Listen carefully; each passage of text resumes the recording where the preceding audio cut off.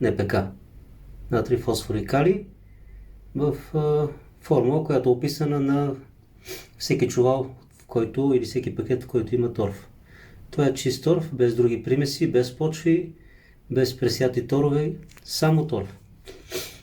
Целта е всъщност, когато се засеят семената в него, да няма болести, които са свързани с сечене на разсада, коренови болести особено и основно. И след това, когато растението, да кажем домата, направи втори, трети същински лист, го пикирам в тази торопочвена смес. Някой път добавям и тор от калифорнийски черви. Много е полезно, защото дават старт много добър на растението и всъщност му помагат да развие добра имунна система, добра коренова система и да бъде готово за градината.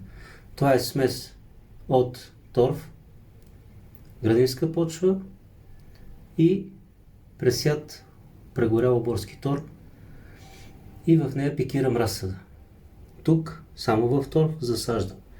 Обикновено купувам бала, която е 250 литрова и я използвам